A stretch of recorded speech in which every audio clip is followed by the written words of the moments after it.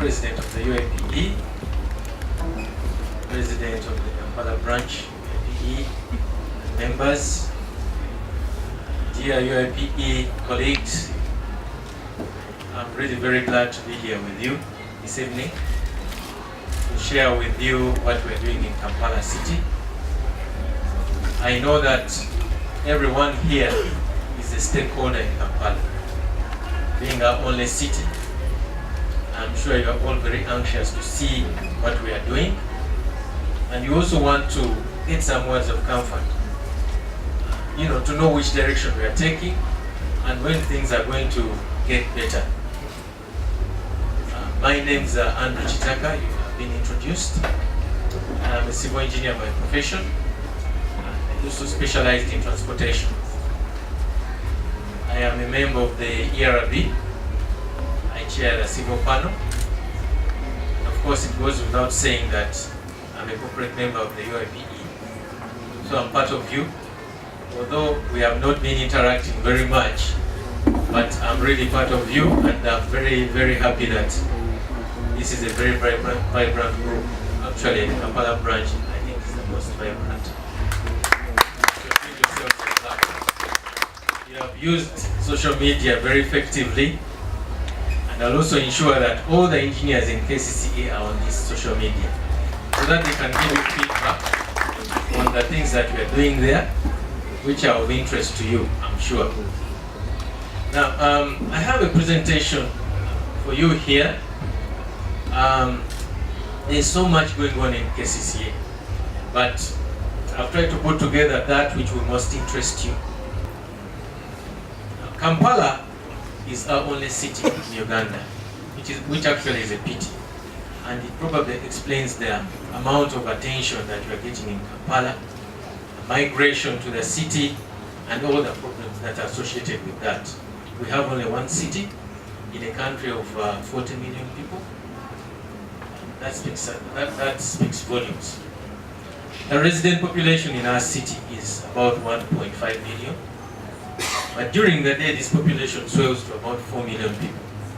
So you can imagine all these people coming in from the outskirts, go for employment, go to school, to do all kinds of things, business, and then they have to return to their homes in the evening.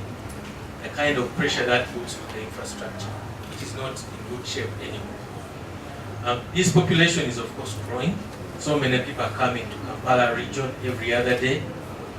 And this is mainly because this is the only place where certain services can be obtained. Now, according to the study that we carried out, the Kampala Physical Development Plan, the population of Kampala will probably reach 10 million by around 1040. So it is a mega city, becoming a mega city, but of course there's a huge backlog of infrastructure. The area of Kampala is about 195 square kilometers. This is not very big as a planning area, and hence the need to expand it to cover Greater Kampala, so that we can plan for all the people in that area, because whatever happens in Greater Kampala is felt within the present-day Kampala, the present boundaries of Kampala. It was first a municipality in 1947, and it became Uganda's capital of independence. I think you know all that. It used to be known as the city of 7 hills, but right now we have so many more hills in Kampala. Of course, this speaks volumes about the topography of the city, the drainage, how to do the infrastructure in the city in such a hilly area.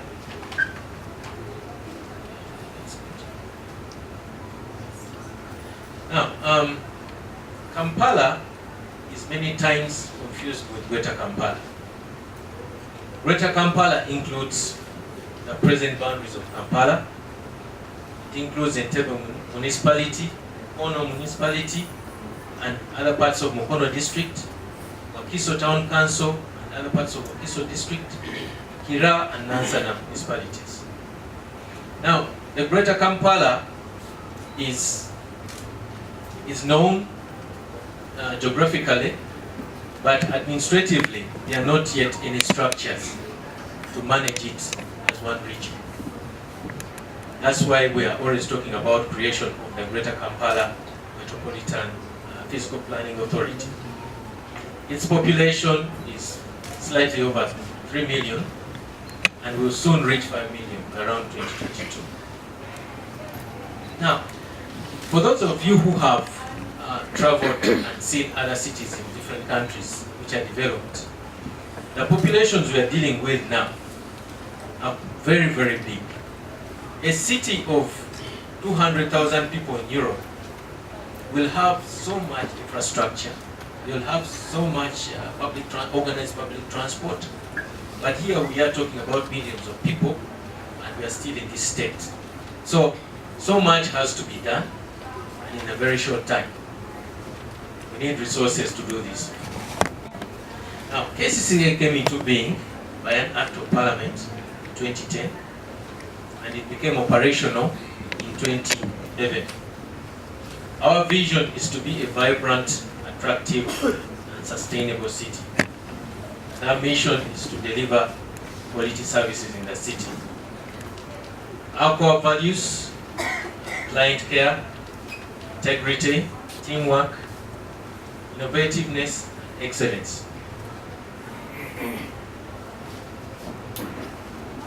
The key functions of KCCA. Now, KCCA, as I told you, has so many functions, but I only brought out the key functions. As you can see,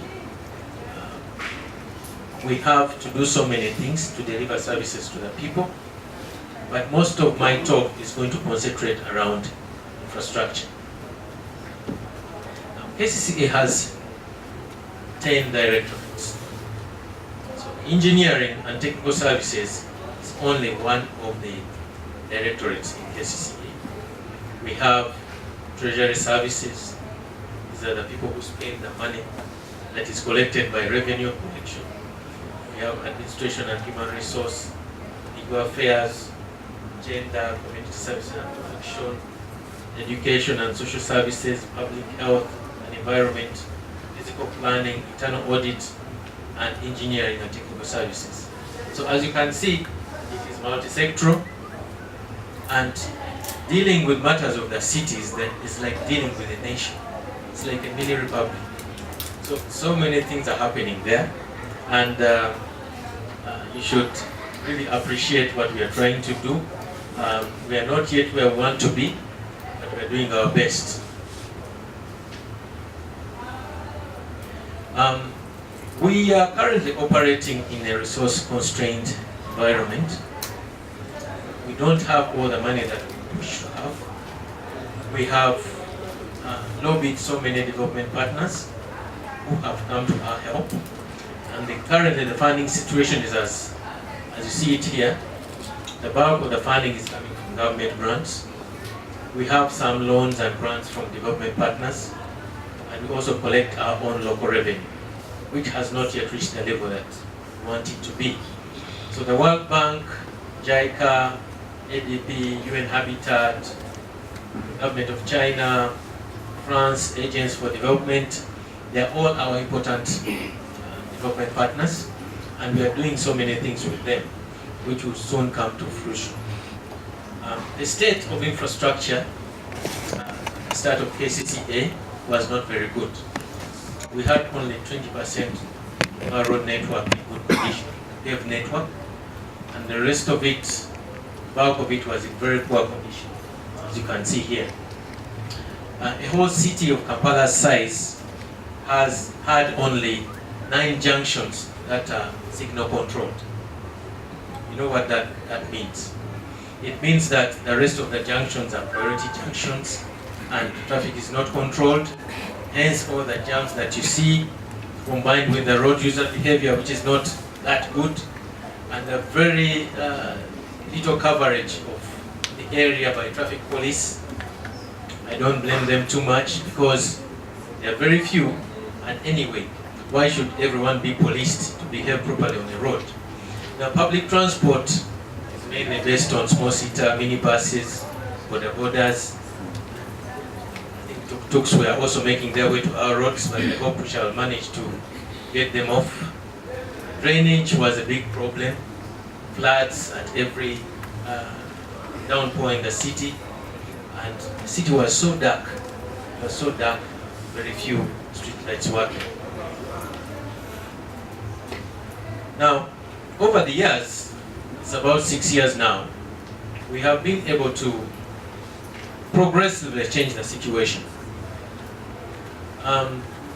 We carried out a study, first of all, to determine what we have, because even what was on the file was not very accurate.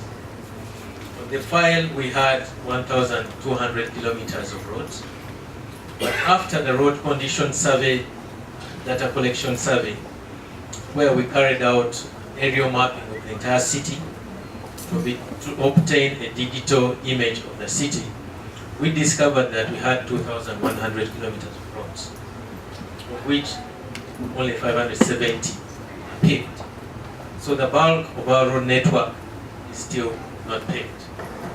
Now, over the last 6 years, we have managed to upgrade and rehabilitate 155 kilometers of roads. We have constructed 5 new signalized junctions, and we expect some 10 more junctions to be finished within less than 1 year from now. Now, this is through funding from development partners mainly.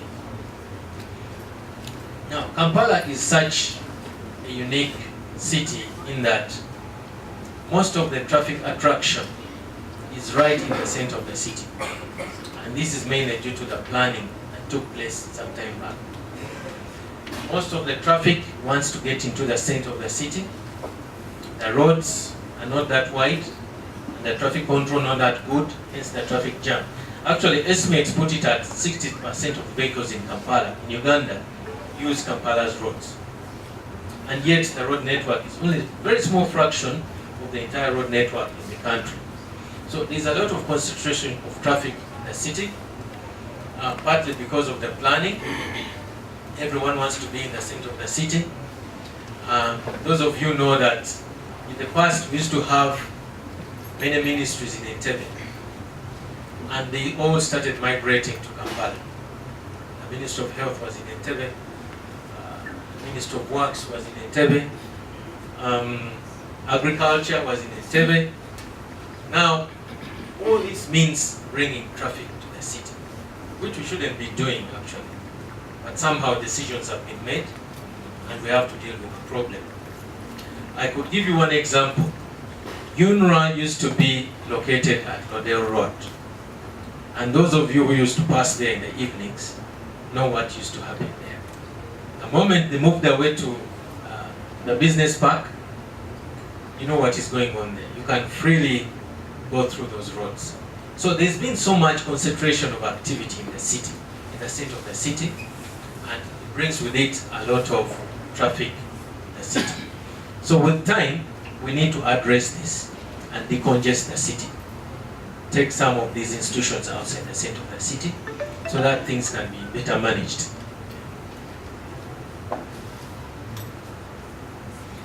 Of course, we have so many challenges which are well known to you. There's been rapid urbanization and motorization, traffic congestion, urban sprawl, traffic accidents, lack of well-designed NMT facilities. All these are challenges which are well known to you, and they've been growing over time. When I talk about urbanization and motorization, we are urbanizing, but we are not matching with this with public transport and better infrastructure. That's why everyone is yearning to buy a car, because there is no other convenient mode of transport. If we had good public transport in the city, probably there wouldn't be so many cars on the roads. But that is again work in progress. Now, what is KCCA doing to solve these challenges? I've informed you that we are carrying out road reconstruction. We are dualing roads, we are upgrading, we are signalizing junctions. So far we've covered 155 kilometers of roads. We are also working with our partners in the sector like UNRWA to implement the flyover project. We are introducing NMT, dedicated NMT infrastructure, starting with a pilot in the city center. We are improving transport, public transport. There's a study going on right now. It's a World Bank funded study called the Multimodal Urban Transport Master Plan, Greater Kampala Metropolitan Area. And this is going to be the blueprint for transport development in Greater Kampala. Some of the things we've done, I think are well known to you. That is Kira Road from police station up to Bokoto. That's a World Bank funded project. And what you see there was the Lubiji channel construction. We are intending to remove a lot of street parking and construct multi-level car parks in strategic areas. One of these areas is going to be above the new taxi park. We have gotten a grant from the government of China to construct a 3-level parking area over there, and also have public transport operating on the ground level. We are soon signing the implementation agreement for that, and we hope that is going to decongest so many streets downtown, whereby most of the cars will be parking there. We are also encouraging the private sector to invest in car parks. This is an area where we want so much investment so that we can decongest our streets and people can be able to move around the city, traffic to circulate much better. Now, recently we carried out a study with the support of UN Habitat to prepare a public transport map for Kampala. I am sure those of you who have traveled in most cities, there is a public transport map which shows the different routes and the stages on each route. So this was recently prepared, and it is actually going to be the blueprint for letting out public transport services in the city. We are going to have bus services and create different bus lines in different directions, and already the stages are well known. So we call this the People's Mobility Map, because a lot of work has gone into this to do the surveys, to do on-board surveys on taxis, and to determine the most frequent stops, lighting, and boarding. So this is our public transport map, and we are going to use it to reorganize public transport in the city, mainly through the normal bus services. Along with this, we are trying as much as possible to create a better environment for people who are walking, walkways. The majority of our people in Kampala still walk. The majority of trips are made by walking, and if we can improve the walking environment, we are going to make it safer for people to walk, and probably not board the borders which are notorious for accidents. So one of our programs every year is to increase on the coverage of paved walkways. We are also introducing solar lighting. Very soon we shall have about close to probably 3,000 solar lights in the city, in strategic areas. It may not be possible to have solar lights everywhere because of the surrounding environment, tree canopies, and tall buildings. You may not have solar there, but we are going to introduce it where it is possible so that we can save on energy. What you see here is the pilot non-motorized transport corridor. That is the concept. It's going to be built from Bakuli in Mengo, along Namirembe Road and Loom Street up to Entebbe Road. Now, it's called a pilot because it's going to be a precursor for expansion of such areas in the city. You know, we are trying to give back space to the people, and reduce on car usage, but promote cycling and walking, and also increase on, amenities in that area. The business environment will increase, because it has been shown by studies that most of the people who come for shopping actually do their last mile on foot.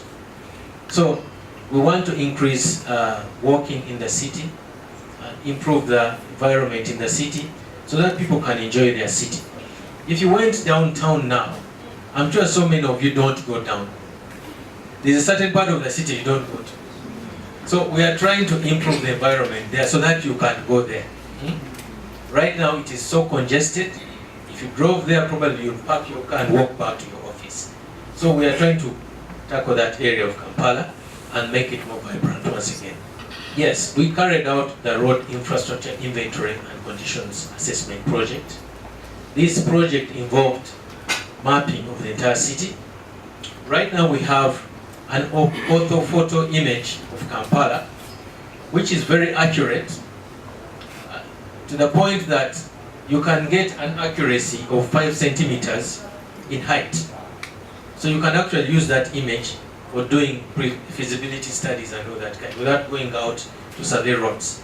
So we have that image, it's very recent, and we also had to drive over the entire network of Kampala, the paved network, to gather data on the road roughness, and all this information now is in our road management system.